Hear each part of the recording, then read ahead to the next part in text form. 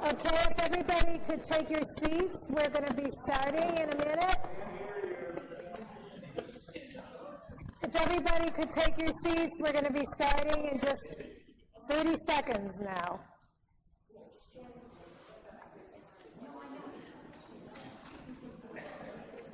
Should I?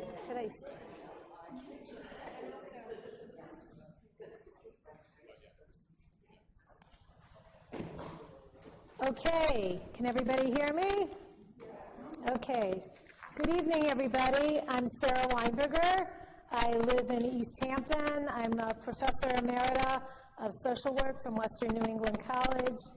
And one of the things I do in my retirement for the past 12 years, I've been a columnist for the Daily Hampshire Gazette. I'm going to be the moderator for tonight's panel discussion presented by concerned citizens about the Ukraine war, of which I am not a member. Assisting me as timekeeper for our speakers is John Berkowitz, and he is a member of Concerned Citizens.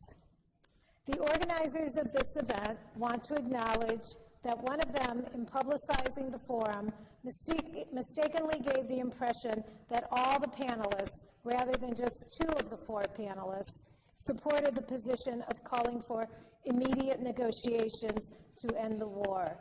Concerned Citizens apologizes for this error. We also want to give a warm thank you to Forbes Library, especially Molly Moss, for hosting this program that's going to be discussing a very important issue, of course, as well as for live streaming it for a much wider audience and recording it for future viewing by the public. The program's format is going to be as follows. I will be introducing each panel member before they speak. Each panel member will be speaking for 8 minutes, and they'll be speaking from up here. The first two speakers support current U.S. policy toward the Ukraine war, and the other two are in opposition to current U.S. policy. After the four panelists have presented, each panelist will then have 2 minutes to respond to anything they want to respond to that the other panelists have said. And then we're going to have a Q&A for your questions. We will have, when it's time for the Q&A, each question or comment has to be 30 seconds or under. And if you don't want to be recorded, you can take one of these little cards and you can write your question down and you can bring it up here, or you can give it to Tom, raise your hand, Tom Weiner, who's also a member, and we will read it. Otherwise, you can write your question down for yourself so you'll remember it and read it from your seat. So, please do not clap, cheer, or comment during the program. Again, you will have time to ask your questions during the Q&A. Our program is going to end promptly at 7:45 so that the library can close at its usual time of 8 p.m. Okay, so now let's get started with our program, whose full title is Community Forum on the Ukraine War. What caused Russia's invasion?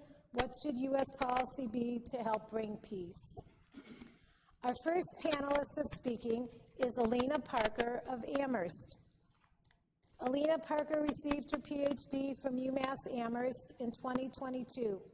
She is a lecturer teaching in the Russian, Eurasian, and Polish Studies program at UMass Amherst.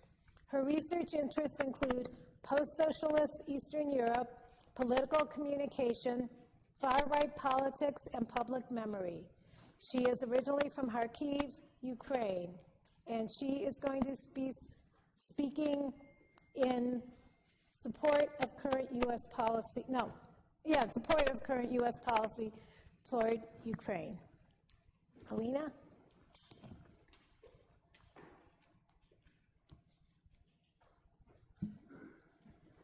Thank you, Sarah. Can you hear me? Yes? Can you hear me like that? Okay. So I'm not a foreign policy expert at all, and I'm not even sure that I fully support the U.S. current policy. So I'm here to speak on the specific issue, which the way that I understand it, I am speaking in favor of continuing military support for Ukraine, and I will explain why. A little louder? Okay. I Here can. comes Molly to the rescue.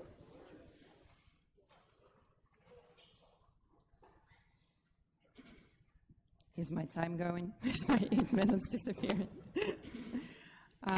So I'm here for two reasons, personal and also professional.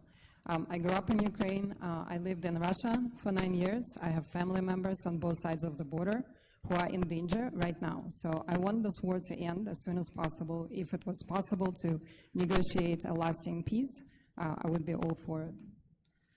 I'm also, I have a PhD, I'm a social scientist, and I study Russian politics. I have also been teaching a class on this war for 3 semesters, trying to understand the causes of this war. So the paradox of this war is that I think it is a very simple conflict that takes place in a very complicated context. So if someone asks you your opinion on the subject, one country invades another, kills civilians, destroys civilian infrastructure, occupies and formally annexes land, establishes filtration camps, kidnaps and tortures civilians in the occupied territory, and deports children. This country is a nuclear state, and it's invaded a non-nuclear state. What would you say? Should the victim of this invasion be provided military aid, or should it be pressured into negotiations with the invader? The answer seems clear, right? When we begin to think of the Ukraine war, and one question that I want you to ask me later is why I think the Ukraine war is a misleading term. When we talk about this war, we begin to get bogged down in a lot of small details. The context for this war is very complicated and multi-layered. It has multiple dimensions. Lots of factors have come together to cause this war, and there isn't one simple explanation. NATO expansion, for example, cannot explain everything that's happening in this war. And so I want to talk about 4 different layers, as I see them, that have contributed to this war. One layer is the domestic political situation in Russia, the way that the Russian political regime and its relationship with the people has changed over the course of 23 years. Another layer is Russia's relations with Ukraine in the post-Soviet context, how the two states developed, often in sort of conversation and in conflict with each other, and Russia interfered in Ukrainian affairs. Another layer is the traumatic past that Russia and Ukraine both share, and there are different interpretations of this past, these different memories of Stalinism, of the Soviet famines like the Holodomor, the Nazi invasion, etc. And finally, there is the very complicated global context, and I think the other panelists will mostly focus on that. There is the issue of nuclear security, global warming, the domination of the global south by the global north, the post-Cold War context, the NATO expansion, and now also the Israel-Hamas war. We cannot discuss all of these things, in the 8 minutes that I don't have. So I will focus on just the domestic political situation. This is something that I understand best, and I mean the domestic situation in Russia. This is the area of my research, and so I can share some things that I have learned from this research. Since the beginning of the invasion, I have studied the pro-war, often far-right, nationalist activists who fight or volunteer in this war and whose openly declared goal is to conquer Ukraine. I also studied their relationship with the Russian government, which these activists find too ambivalent and insufficiently committed to this war. The government and these nationalist activists are the 2 main parties of war in Russia. They depend on each other, but they're also in conflict with each other because their goals and their motivations are different. In their own public sphere that exists on the Russian social media platform Telegram, they discuss the problems that the Russian army is experiencing right now, the lack of rotation in the army, the low morale of the poorly equipped and exhausted soldiers, the deficit of ammunition, poor intelligence, poor communication, and now a new problem, the widespread problem of bald tires on Russian tanks.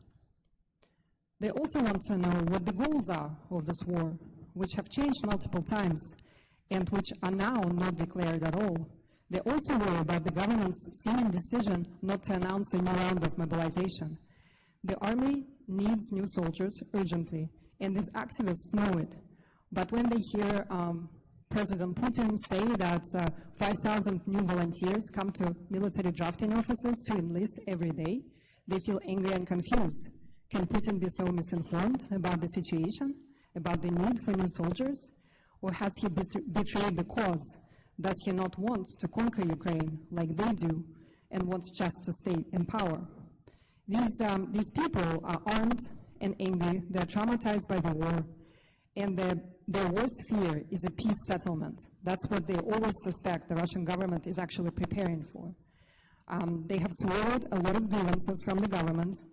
They have seen their favorite Russian generals be repressed. They have seen the dismantlement of the Wagner Group. Many of them have supported the mutiny in June. But if the pause button is hit on this war, they're not going to go home. So the situation is explosive. So what does the Putin regime, the second party of war, want? We don't know exactly because it is a black box. But there are three factors that we can observe that have clearly contributed to this invasion. So three things, right? The first one is the regime's desire to survive. This is something that we have seen. Its popularity has been in decline for a while. The opposition has been growing. The regime has fixed elections, suppressed and killed opposition, extended the presidential term to 6 years from 4, changed the constitution to allow Putin to run for 2 more 6-year terms. And the only thing that has boosted its popularity in the last 10 years was the Crimean annexation, a quick and victorious military operation. And they desired something like that, the same effect, to repeat that move. It was also an opportunity to introduce a more severe wartime regime of censorship and repression, and this is what happened. So this is number one, the survival, right? The second factor is the regime's insularity. Putin's regime has sealed itself off completely from society and from all the negative information about the situation on the front, in the economy, etc. And what we know about Putin saying that 5,000 men enlist every day in drafting offices is an example of that. I can give you more examples if you're interested later. And so the third factor is the anti-progressive nature of this regime. Putin's government is a petro state that relies on oil and gas profits. At the same time, only 1% of the Russian population works in these industries. Basically, the remaining population is just redundant. The government is not interested in investing into human development or innovation. It laughs at global warming. It imagines Satan as transgender. It decriminalized domestic violence. It uses torture as a widespread practice, in the police and in the army. And it laughs at negotiations as a weakness. So the conclusions that I want to make is that negotiations are not a solution. NATO concessions will not stop this war because NATO expansion was not the main factor that caused it. It may have been one of the factors. Negotiating with Putin is complicated because Putin's elites exist in a world of their own. We don't know what we can offer them that would satisfy them. Also, negotiations would be difficult to achieve because the domestic situation is more explosive than we can imagine. And Putin's government is afraid of these people who are sort of pushing it on the right, from the right. And even if a peace deal could be negotiated, it will only be temporary because it will just give time for the Russian army to regroup and rest, and for the Russian military industry to build more weapons. The only path to long-lasting peace is to help Ukraine win this war and negotiate its own victory. And this may actually serve as a deterrent for future invasions. Thank you very much. Can everybody hear me if I talk from my seat? Okay, thank you. Our next speaker, John Pfeffer, will also be speaking in support of current U.S. policy toward Ukraine. John Pfeffer is the Director of Foreign Policy in Foreign Policy in Focus at the Institute for Policy Studies in Washington, D.C. In 2012 to 13, he was an Open Society Fellow looking at the transformations that have taken place throughout Eastern Europe since 1989. He is the author of Aftershock, A Journey into Eastern Europe's Broken Dream, Right Across the World, and Songlands, his latest novel. John Pfeffer will also be speaking in support of current U.S. policy, as I said, toward Ukraine. Thank you, Sarah, and thank you for the kind invitation to speak here. I'm really not sure actually why I need to speak, because I think Alina covered pretty much everything. So I'm going to just try to keep it as brief as possible so that John doesn't have to raise that 20-second sign. I'm going to give you two reasons why I support Ukraine's resistance against the Russian invasion, its resistance against Russian aggression, resistance against Russian human rights violations and war crimes. First reason, I love Russia. That might sound strange. Why do I begin with that? Shouldn't I start with I love Ukraine? Well, I do love Ukraine. But first and foremost, I love Russia. I know Russia better. I started learning Russian in high school. I majored in Russian in college. I went to Moscow to study Russian. My first book, published in 1990, was about Soviet foreign policy.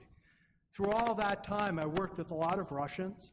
I came to love the culture, and I came to appreciate, the work that Russians were doing to transform their society, and how dismayed I was, along with those Russians, to see what happened when Vladimir Putin took over in 1999 after Boris Yeltsin.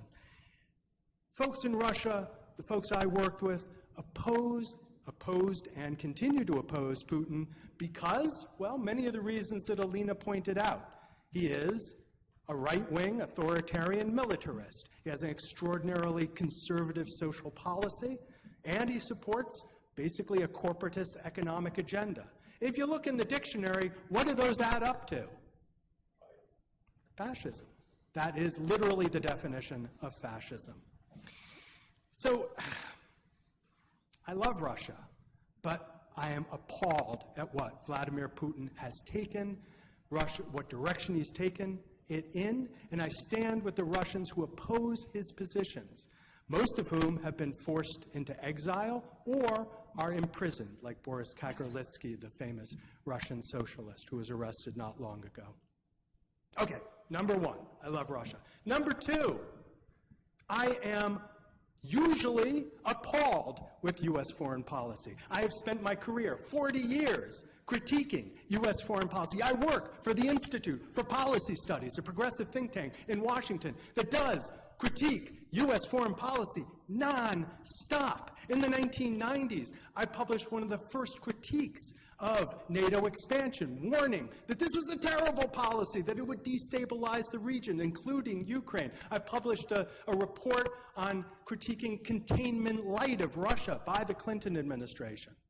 Later, along with my IPS colleagues, I opposed U.S. invasions of Afghanistan and Iraq. And so, when Russia invades Ukraine, my immediate response is, well, this sounds a lot like Iraq and Afghanistan. And what was our position in the peace movement with regard to Iraq and Afghanistan? U.S. troops out. Negotiations? U.S. troops out. I do not see why we do not take that position today and say Russian troops out. Now, you might say, why do I support U.S. foreign policy on this particular issue? Well, occasionally the U.S. government does the right thing. In this case, I would say it is supporting the just cause. Gosh, I wish the U.S. government had supported Republican forces during the Spanish Civil War in the 1930s. It didn't. I wish the U.S. government had supported Bosnians who are under siege from Serbs and other forces during the Yugoslav war. Basically, it didn't. Now the U.S. government is doing the right thing. I support it. Okay, last point. What about NATO? Alina mentioned NATO expansion, definitely a contributing factor, but was it the precipitating factor for Russia's invasion of Ukraine? No, it wasn't. Why? Because NATO membership wasn't on the table for Ukraine in 2013, 2014, when Russia first invaded Ukraine, and it wasn't on the table when Russia launched its full-scale invasion of Ukraine. Of course, there was talk about someday Ukraine becoming a member of NATO, but the number of hoops it would have to go through were enormous. And even today, during this war, the Biden administration, in contrast to many of its European allies, is very cautious about talking about Ukraine's membership in NATO. So why did Russia invade? Well, I would say it didn't see NATO so much as a threat as Europe. Europe? The European Union? How could it see European Union as a threat? It wasn't planning to invade Russia, but the prospect of Ukraine coming closer and closer to Europe, that was a threat to Vladimir Putin and his idea of where countries on the border of Russia should belong. That was the precipitating factor for the Euromaidan protests of 2013, 2014, and I would argue that continued to be a precipitating issue for Vladimir Putin. Second, Putin, as Alina said, was very interested in creating Ruski Mir, the Russian world, which also, of course, means Russian peace, but we can get into that in the Q&A if you're interested in the relationship between these two formulations. Ruski Mir, creating a Russian sphere, an expanded Russian territory. His response to Ukraine and its potential of coming closer to Europe was to extinguish Ukraine, to get rid of the country and its culture as basically sovereign nations and cultures. This is not an interpretation. Putin has said that directly in his speeches. This is imperialism. And as I said, I oppose imperialism, whether it's US imperialism or Russian imperialism. This is not the Russia that I love. And that is why I support Ukraine's resistance and US assistance. Thank you very much. Thanks, John. Our third speaker is Pat Hines of Montague.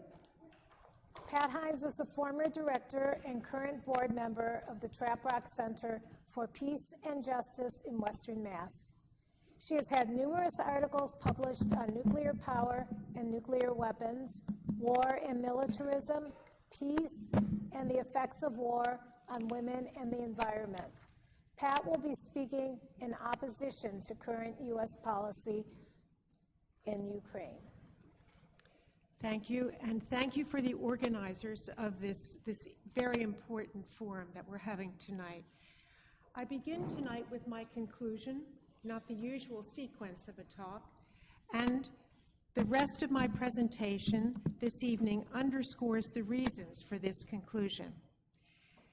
Negotiate for as long as it takes to end the war in Ukraine, for the risks of not trying to end the war are higher than the risks of trying to end it through ceasefire and peace negotiations. Swirling around the Russian and U.S. NATO proxy war in Ukraine is a turbulent cloud of opinion, fact, lies, selective media reporting, quote, guided missiles and misguided men, to quote from Martin Luther King, and always the sorrows of war. Like the war in Iraq, Russia undertook a criminal preemptive war. The U.S. war in Iraq was based on lies about chemical weapons of mass destruction and a quest for oil. Russia was provoked on the basis of broken promises by the U.S. not to expand NATO eastward, the placing of a NATO missile base 100 miles from the Russian border, the ousting of Russian-friendly Ukrainian President Viktor Yanukovych in 2014 with the well-documented collusion of the United States, years of attacks on Russian-speaking Donbas region people by the Ukrainian military, and the failure of Ukraine to grant autonomy and safety to Russian-speaking regions in eastern Ukraine, as agreed to in the 2014 and 2015 Minsk agreements. Most recently, in a piece in The Nation, Thomas Graham, Senior Director for Russia on National Security under George W. Bush, lays the blame for the current war on U.S. hubris in pushing NATO to Russia's borders. In a November 2022 speech, almost a year ago, General Mark Milley, then chairman of the Joint Chiefs of Staff, stated that the war in Ukraine was not winnable and declared that the time was ripe for negotiating. The Biden administration promptly distanced itself from his remarks, pushing for total victory in Ukraine, while many in his administration think this is not possible.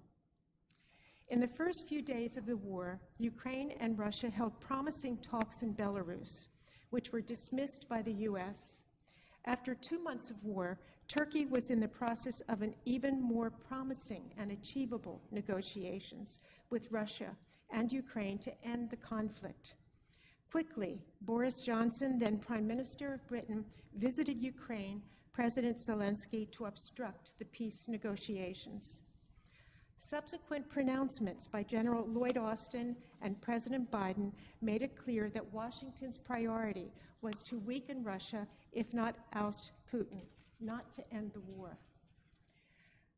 Why are so many countries, organizations, and people across the world urging an end to this seemingly regional war, sustained by U.S. and NATO weapons? In a nutshell, the global cost of this war is catastrophic for 8 reasons. First, the number of Ukrainian and Russian troops killed or wounded since this war began in February 2022 is estimated to be 500,000, an extraordinary rate of death and injury in a year and a half of war. Second, by July of this year, some 250,000 extremely poor people of the global south have died of starvation, and world hunger has doubled to nearly 350 million people, in part because of war-related grain, fertilizer, and seed oil shortages from Ukraine and Russia, and the resulting food price inflations. Third, inflation of energy costs due to U.S. sanctions on Russia and consequent new drilling for oil and gas in the United States have also worsened extreme poverty in the global south. Fourth, international aid desperately needed by developing countries to recover from climate emergencies, conflict, and food crises has been seriously cut and diverted to humanitarian crises in Ukraine. Fifth, nature is always the silent casualty of war. This war is no exception, causing extreme pollution in Ukraine, contaminated rivers, toxic smoke and soil from Russian-bombed industrial centers, charred forest, landmines, cluster bombs, and now depleted uranium, weapons given by the U.S. Millions of tons of climate-warming CO2 equivalent have been released from war-related gas, oil, and jet fuel use, and from weapons manufacture. The Nord Stream gas pipeline explosion, almost certainly an act of U.S. sabotage, caused the largest methane leak in the human history of the planet. And the wartime risks to Zaporizhia nuclear power plant in southern Ukraine are without precedent. Sixth, military spending is surging in the United States, in NATO, and in Russia, and is expected to follow through in Asia, stealing vital resources, as President Eisenhower warned, from those who need it most. As an example, the U.S. federal government currently spends more than 10 times as much on its military than it does on education. Seventh, this war is a multi-billion-dollar bonanza for weapons corporations whose wealth has skyrocketed during this war. They have no stake in ending the war. We are underdeveloped in diplomacy and overdeveloped in military. Sanctions and military interventions are all about all that we do internationally, commented Charles Freeman, a retired career U.S. diplomat. And finally, according to the University of Massachusetts economist Robert Poland, the world cannot afford a global Green New Deal costing some $5.4 trillion annually to prevent devastating climate chaos unless global military spending is curbed at the same time, meaning we need to end this war. The work of the climate movement will be futile without ending this war by means of a realizable peace plan. I conclude with the words of a local minister, poet, and veteran for peace, Eric Wasilewski. Honor the war dead by ending war. Honor the living by making peace. Differently put, let us turn warheads to windmills. So what can you do? Mail the postcards that are on the table outside to our senators and representatives calling for negotiations to end the war. Write letters to the editor and church bulletins. Speak at community meetings. Urge friends to call, friends outside the state, to call the U.S. Capitol Hill switchboard. It's easy to find on the internet, and leave a message for their representative and senators to call for negotiations to end the conflict. And finally, support legislation in the state called Weapons to Windmills. Two people here can speak about it later with you. Support that legislation in order to create a commission, a state commission, to have hearings around the state on both climate change and nuclear weapons. Thank you. Thank you, Pat. Our final speaker, who will also speak in opposition to current U.S. policy toward Ukraine, is Howard Friel. Howard Friel is the author of An Endless War and the End of Civil Liberties, The Lombard Deception, Setting the Record Straight About Global Warming, Israel-Palestine on Record, How the New York Times Misreports Conflict in the Middle East, and The Record of the Paper, How the New York Times Misreports U.S. Foreign Policy. Thank you. Thank you. Because Pat and I coordinated a little bit to avoid duplication, yes, sure. Like that? Like there? Say what? We need to go louder. Okay. How about now? Right there? That's good. Okay, how about now? Thank you. Because Pat and I coordinated a little bit so as not to duplicate, I am charged with addressing the issue of what should U.S. policy be to help bring peace in Ukraine. Can you hear me? A number of commentators, including a handful that have worked in previous U.S. administrations, have advocated U.S. support for negotiations as follows: Ukraine neutrality without NATO membership, some level of significant autonomy for the Russian-speaking regions in eastern Ukraine plus Crimea, somehow finding the money, probably approaching $1 trillion US, to rebuild what is now the largely destroyed country of Ukraine, and somehow to renormalize U.S.-Russian relations. A continuation of the war would simply add to the difficulties of ever ending it, while adding to the ongoing carnage. 2 months ago, in August, the New York Times reported that about 500,000 Ukrainian and Russian soldiers had been killed up to that point. For perspective, 58,000 U.S. soldiers were killed in Vietnam during the 12-year period from 1964 to 1975. Already, 70,000 Ukrainian soldiers and 120,000 Russian soldiers have been killed. Hold on one second.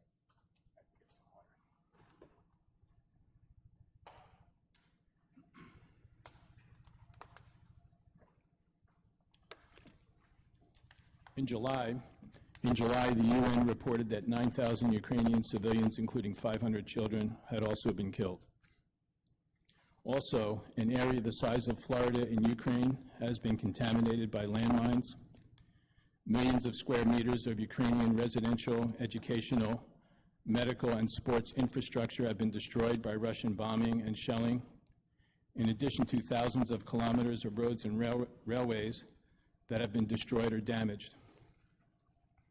For the record, the Russian invasion of Ukraine was a major violation of the cardinal rule of international law, which is UN Charter Article 2.4, which prohibits the threat and use of force by states in the conduct of their international relations.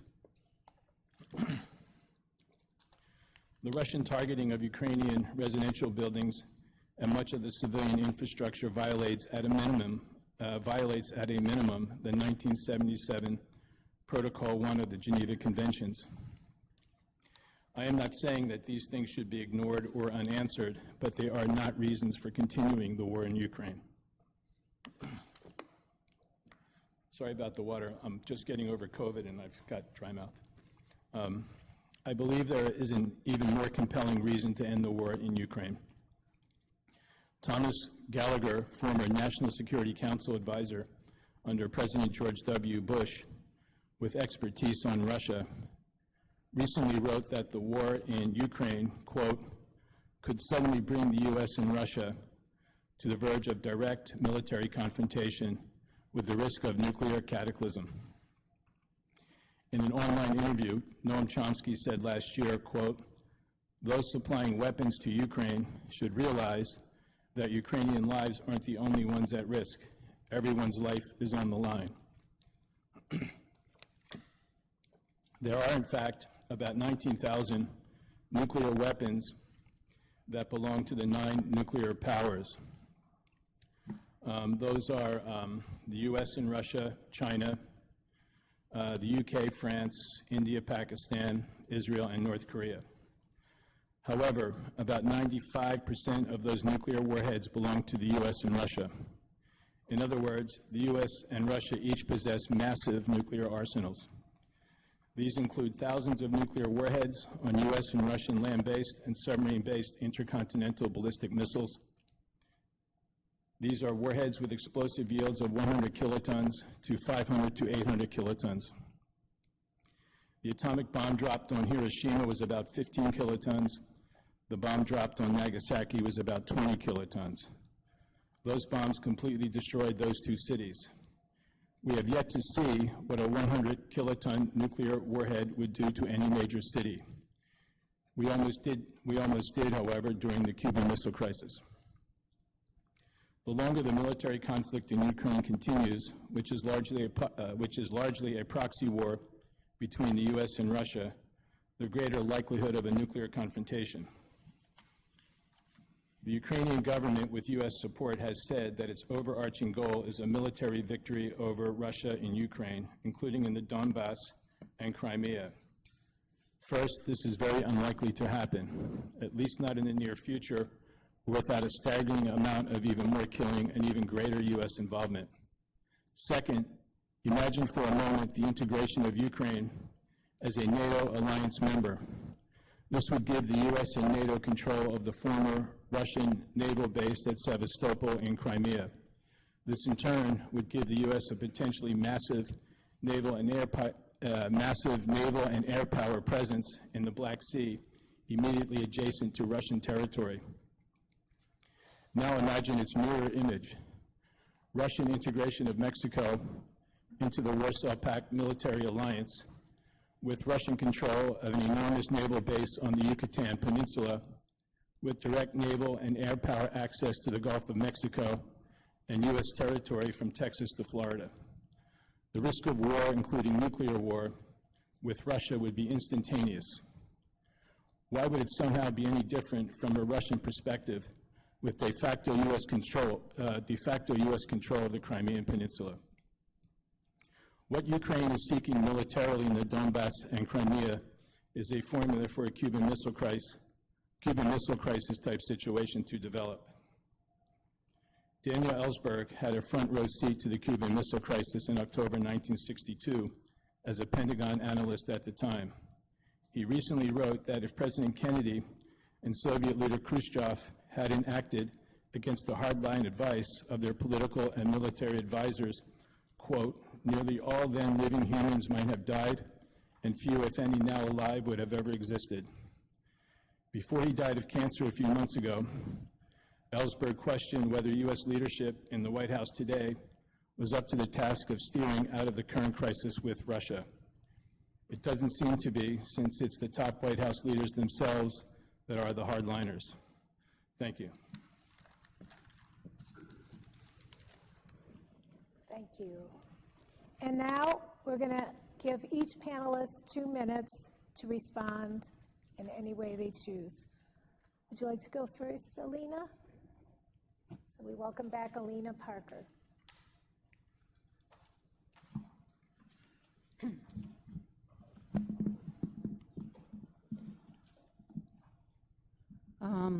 Maybe I will, there are a few different points I could make, but maybe I will address the issue of the weapons that have been supplied to Ukraine. Pat said that this war is sustained by US and NATO weapons. And so if we stop supplying the weapons, the war will end, right? But, and so one of the arguments that I've heard before, for example, John Mearsheimer, if you're familiar with his arguments, right? Very prominent kind of critic of NATO expansion. He says that Ukraine was pumped full of weapons before the war, and this is why Russia had to attack preemptively now in order not to allow sort of this supply of weapons grow too large. In fact, it was the opposite. The United States was worried about supplying weapons to Ukraine because they were worried that if or when Russia attacks, these weapons will end up in Russian hands. And for that reason, they did provide training to the Ukrainian army, and they did manage to retrain the army that kind of abandoned the old Soviet kind of hyper-centralized military strategies and sort of teach the Ukrainian army to be decentralized and sort of the commanders on the ground making decisions, etc. So this was something that did come from NATO training. They were also supplied with weapons that were mostly good for partisan warfare, because what the U.S. expected is that Russia will be able to take over. They will take Kyiv within days, and then the Ukrainians will lead this partisan war against them. And so Ukraine could not really defend itself at the time. And after, when it was clearly a full-scale invasion, Ukraine needed weapons. The West promised to send these weapons, and they did. But it was always too little, too slowly. And it was never enough. It was not enough weapons for the counteroffensive this summer, right? There were very high expectations. The expectations were pumped up very high in the West also. But they didn't have what they needed to be able to counterattack. So, I don't know. I feel like we could actually completely flip this argument. It's not the not enough weapons, the insufficient weapons were actually extremely counterproductive, and it was not an act of mercy not to supply weapons, but the opposite. It made the situation much, much worse. And maybe one other thing that I want to make is that the reason why this full-scale invasion happened in 2022 was because the peace deals were negotiated in 2014, 2015, and because Putin's regime was emboldened by this reaction of the West, that everything was forgiven. The sanctions were not so bad. The West was still buying Russian gas and Russian oil. Indeed, Europe actually increased the purchases of Russian gas between 2015 and 2022. So Putin just couldn't even believe that, the kind of sanctions that were imposed this time around would be possible. So, Thank you. John Pfeffer. Thank you. Well, thank you for those presentations. They were very helpful, I think, in laying out some conventional arguments made by the pro-negotiations now contingent. I want to address a couple of points that were made. Number one, the notion that the United States somehow was responsible for the ouster of Viktor Yanukovych. This was a civil movement. I mean, it included women's movement, human rights movement, included people on the left and the center and the right in Ukraine in 2013, 2014, Euromaidan protests. This was a civil movement. This is not that different from civil movements that have taken place throughout the region, not too different from civil movements that have taken place in the United States. To claim that the United States was behind that, which is frankly an argument we hear coming from the Kremlin a lot, is simply incorrect. It would be as if, and we heard this a lot, that the civil rights movement was controlled by the Communist Party simply because there were a couple of people who were involved in the civil rights movement who were members of the Communist Party. This was an authentic movement, and it's important to understand that because it's important to give agency to Ukrainians in this conflict, to understand that this should be a process that is led in large part by Ukrainians rather than over their heads. Number two, the notion that negotiations, somehow the United States and the UK were involved in stopping negotiations. Well, there were negotiations after the invasion in February 2022, especially in March and April. This notion, however, that Boris Johnson got on a plane and somehow went to Ukraine, which he did, and stopped the Ukrainians from negotiating, there's one source from that. It's constantly cited, Kiev Times. If you look at the article, that's not what it says. It says that the reason why the Ukrainians stopped negotiating at that time was because of Bucha. There was negotiations. The Israelis who were involved in helping negotiations put the prospects of success at 50-50, of the Russians and Ukrainians agreeing, and then boom, the revelations of Bucha. Extraordinary war crimes. At that point, the Ukrainians were like, we don't trust the Russians, we're not going to negotiate with them. And the Russians denied that Bucha ever happened and said that it was propaganda. That's why the negotiations fell apart. Had nothing to do with Boris Johnson, had nothing to do with the United States. The notion that the United States is interested in regime change in Russia. Well, I mean, I personally would like to see Putin go, but the U.S. government position is actually quite different. The U.S. government recognizes that there is no fundamental alternative to Putin at the moment.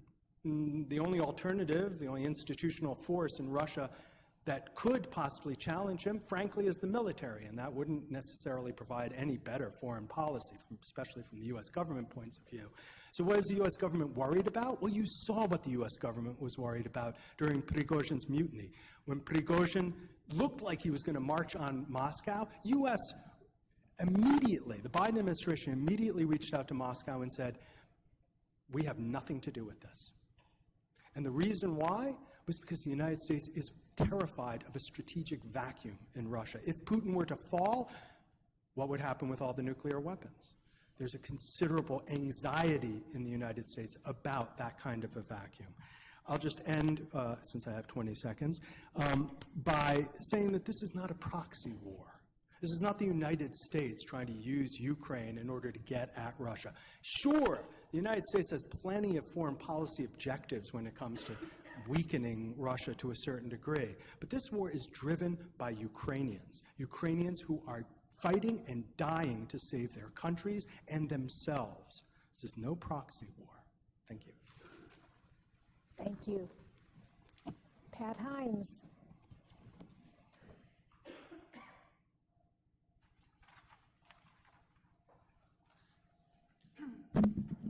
This period was supposed to be a question and answer period, and between us, among us. Rather than do that, No, actually it wasn't. oh, it wasn't. No.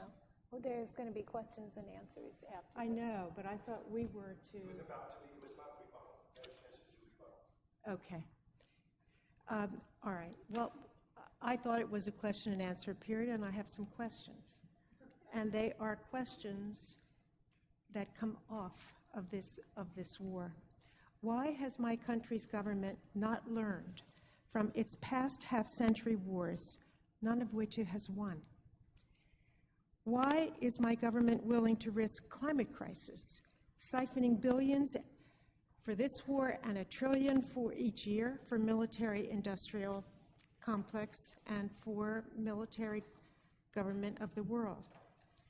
Why do debates like this focus only on two countries, Ukraine and Russia, when millions of people, children and adults across the world have died as a result of the larger consequences of this war? It is not a regional war. It is a global war. Thank you. Howard Feel. Just get the microphone here. So with regard to John's comments that the Ukrainian the Maidan revolution in 2014 was organic to Israel, Ukraine. It largely was. However, there was significant U.S. involvement. When around 2014, I wrote some articles for Common Dreams, and one of the things I did was I looked at State Department funding for Eastern Europe, including Ukraine and Georgia and Russia. And during the George W. Bush administrations, which was 8 years, the funding was very low and completely flat at a very low level. Once Obama and Biden and Hillary Clinton took over, the funding went way up, and specifically toward, quote, democracy programs in Ukraine, Georgia, and also inside Russia. Also, at the time, leading up to February 2014, John McCain, who is Republican senator from Arizona, he was also the Republican head of the National Endowment for Democracy, and as was Chris Murphy, I believe, Democratic senator from Connecticut. The National Endowment for Democracy is basically a regime change organization. And in the run-up to the overthrow of Yanukovych, John McCain and Chris Murphy were in Kiev. There are photographs of them there giving speeches in opposition to Viktor Yanukovych, who was elected head of state of Ukraine at that time. I forgot the water.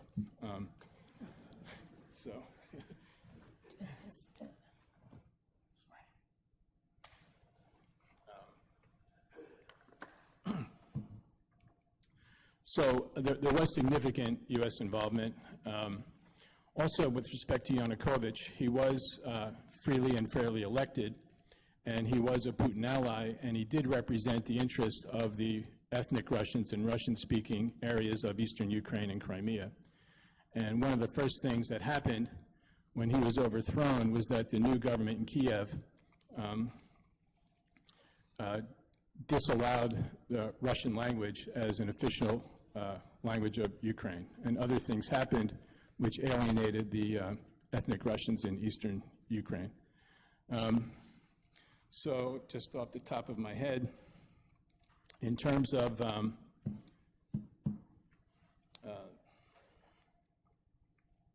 I was just trying to think of what else, John, what else did you say that I wanted to respond to?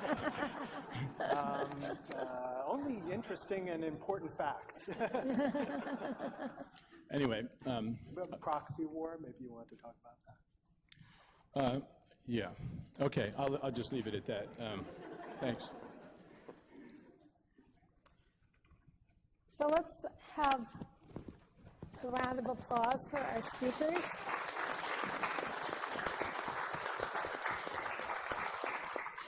Thank you all so much. So we are going to move on to the Q&A. If you have a question that you want to ask, raise your hand. If you don't want to be photographed, you can, if you don't want to be photographed, you can either put your question up here and I'll read it, or, okay. Hi, thank you for this. I'd like to ask the two panelists on the left here what you think about what John Pfeffer raised about Ukrainian agency, the agency of the Ukrainian people, the importance of Ukrainian sovereignty.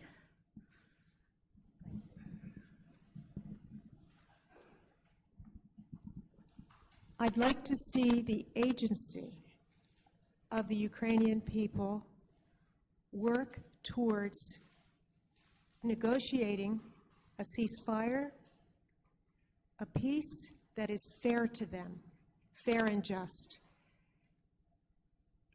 Every war, except the ones that we've engaged in the last 50 years, has had to ultimately end with some sort of a ceasefire and peace negotiation. I truly believe the Ukrainian people can do that in their self-interest, et cetera. If it takes years, so have many negotiations for peace.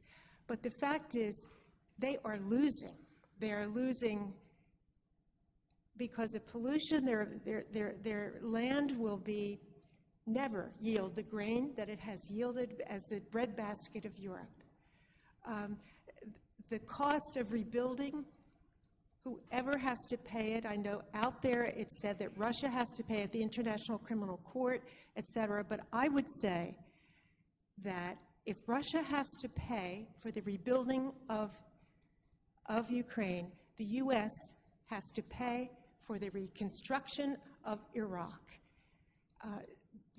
But it's as if the Ukrainian people don't have agency if you call for a ceasefire and a peace negotiation.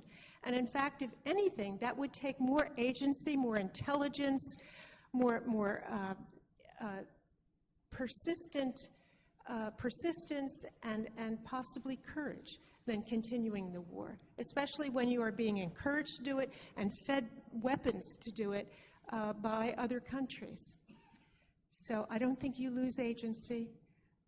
I don't think you lose pride in coming to the negotiation table. She asked both of us.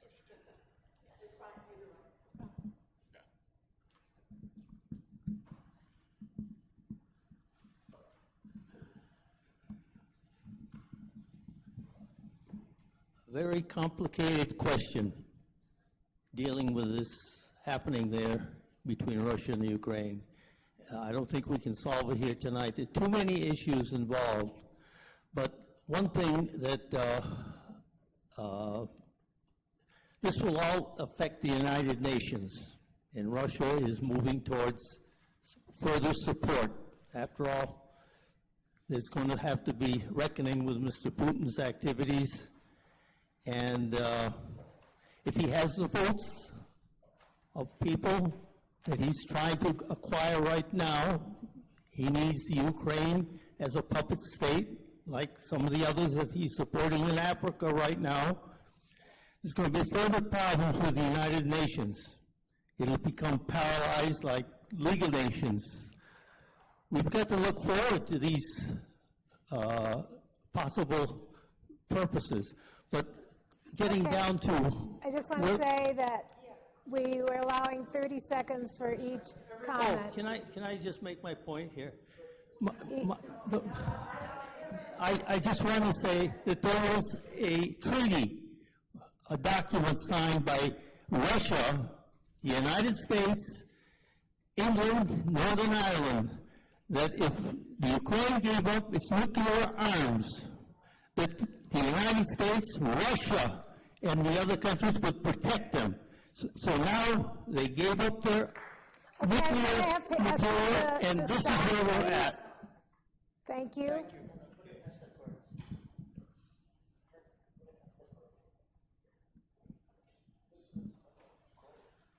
I'm just reading a statement. I have a friend, Olga Kovalenko, who lives in Cherkasy in Ukraine, and we text quite a bit every day. And I told her that I was attending basically a debate on the war, and I asked her what did she think. And I'm just going to read what she said to me. Her English is good, but she said, "I want no debate with Russians. They are aggressors. They should be shoot out of my land, pay everything they have ruined, and be a very long time under sanctions. Better if all die. Slava Ukraini. Let me also say that Olga's cousin was in the army. He was killed. She lost her job. She's working as a nanny now because the mother and young daughter of this young boy were killed in a Russian missile attack, and the father is serving in the East in the army. This is a statement from my friend. Thank you. I just want to remind everybody, 30 seconds. And if I go like this, means your time's up.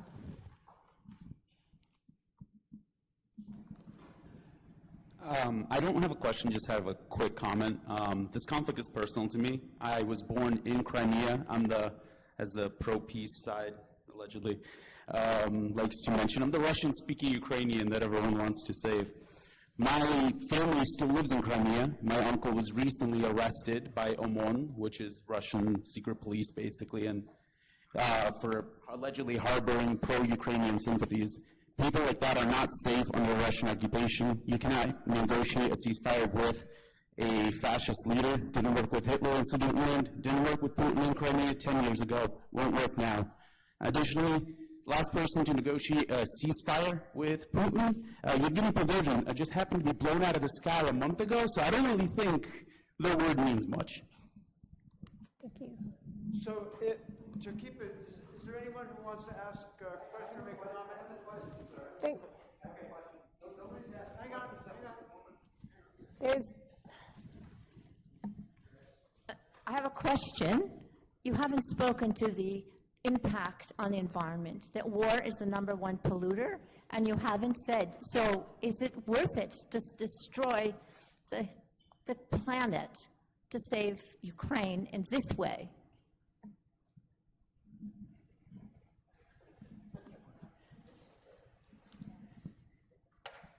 First of all, you're absolutely correct that the war is having a horrible impact on the environment.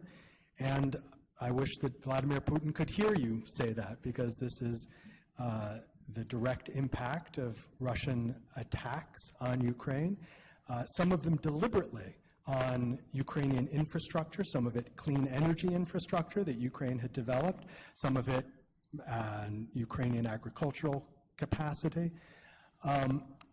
Another interesting kind of problem that emerged, we did a show in my institute on Russia's environmental program. This was prior to the invasion, and we brought on 3 Russian environmentalists talking about the situation in Russia. And they said, we are seeing potential movement in Russia. Finally, Putin had agreed that Russia would go carbon neutral by 2060. We're seeing actually finally some movement in the provinces, not so much at the federal level, but at the provincial level, towards movement toward clean energy. All of that. Sorry, can I just interrupt you to say that the question has to do whether, do you think it's worth it? The price of the bombing and the war. I know what you're talking about, but my question really is it worth it? Are you saying it's worth it? But the question assumes that either I or the U.S. government has the capacity to actually end the war and thus end the environmental damage. But in fact, it doesn't have that opportunity. okay, we're not going to have a debate, so I think he's answered. Okay, so listen, one rule is only one person talking at a time, Right. please. So Pat wanted to respond to that question. I think that there is also a sort of larger, more global issue with respect to this war and the environment. And it is that war, this war, but other wars as well, distract from the climate crisis. Not only do they add to it, that largest methane leak in human history that I mentioned, not only do they add to it, but they distract government from addressing climate change and climate crisis. They also siphon money off, which Robert Poland has made that point, the $4.5 trillion needed to be spent each year in order to resolve in time the global crisis. The money isn't there as a result of the money that goes to the military. And it's not only that, the seriousness of the acuity of the climate crisis, it has lost its stage, you might say, because of this war. The question. Sarah, how are we doing for time? We've got about 8 minutes. And there's a couple questions over here.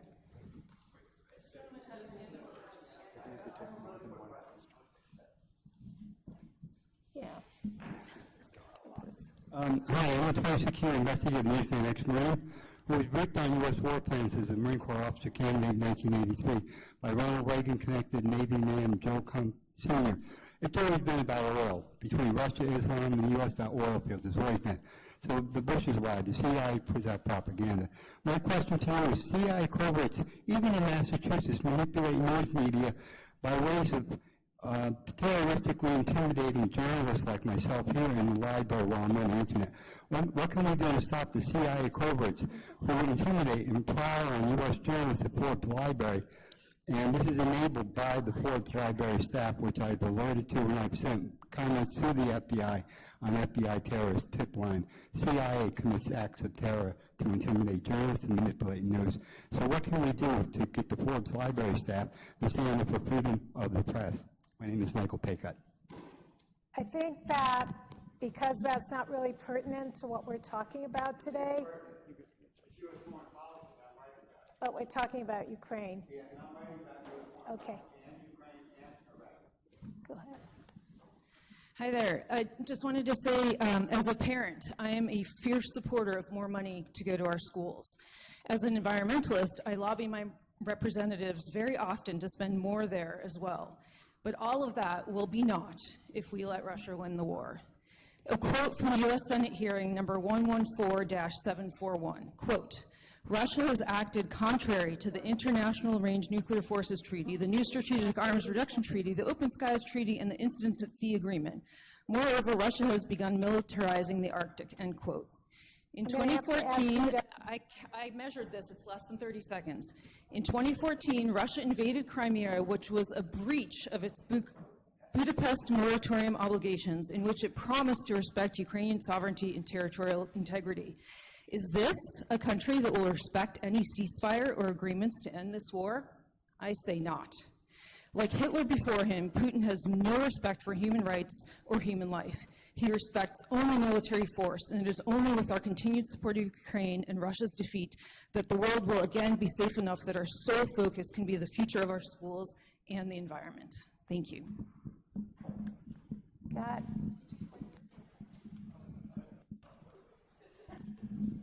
I have a very short comment, and that's that right now George Santayana is spinning in his grave. I mean, you sound like people who have never heard of World War II. We negotiated with Hitler, we gave him what we want, and 20 million people, including 6 million of my relatives, died.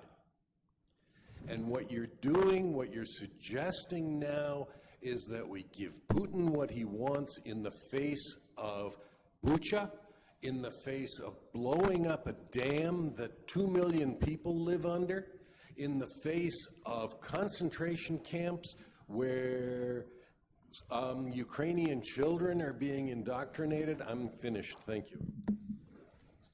That's my husband.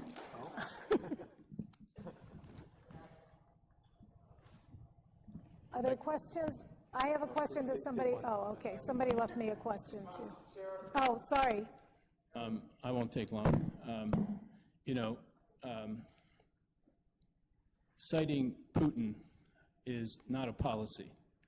I believe Henry Kissinger said that, criticism of Putin, which is merited in many respects, is not a substitute for a policy. And I would say that we have done this, that is the United States, for a long time. For example, just to give one quick example of how this works and how this has happened in the past, in 1964, in August of 1964, there was a U.S. claim that North Vietnamese boats had attacked 2 U.S. destroyers the USS Turner Joy and the USS Maddox in the Gulf of Tonkin. Ho Chi Minh and Communist China and Soviet Russia all denied that that had happened. In this country, President Johnson was on record that it did happen. Robert McNamara gave a press conference where he asserted that it did happen. There was near unanimity in the House and Senate in signing the Gulf of Tonkin resolution, which initiated the U.S. war in Vietnam.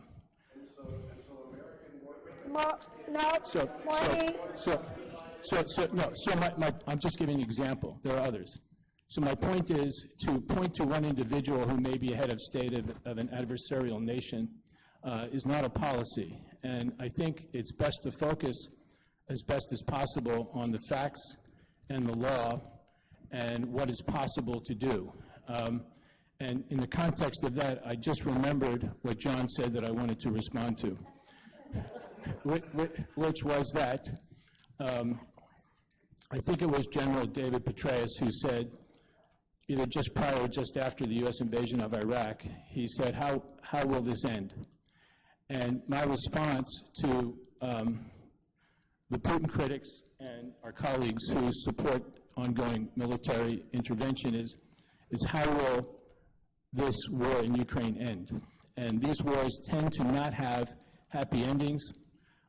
We were in Vietnam for 20 years and we pulled out. We killed over 200 million Vietnamese. 58,000 of our own soldiers were killed. We pulled out of Iraq and we pulled out of Afghanistan, and those wars did not come to good conclusions. And it's very likely that if this war in Ukraine continues, it will not. It will resemble the previous wars. Thanks. Thank you. We have 1 minute, and someone had given me a question, and that's going to be our last question. I don't need this. What about the war crimes Russia has done to innocent civilians? Are we to ignore it? Never again?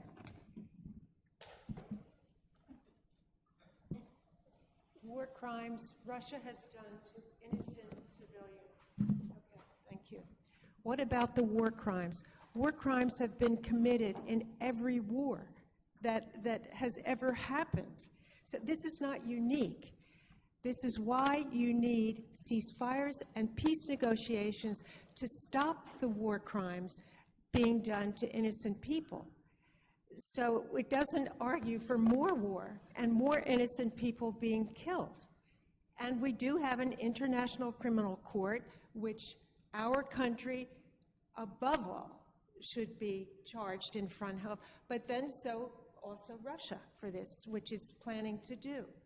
So it's not as if we don't have an infrastructure, both the UN and now criminal courts to address these issues. Okay, so it's 7:46. We got you out only 1 minute too late. I want to thank, first of all, again, our panelists. And I want to thank everybody. I want to thank everybody for coming tonight and for asking your questions and your comments. This is a difficult, emotional subject, and so I thank you.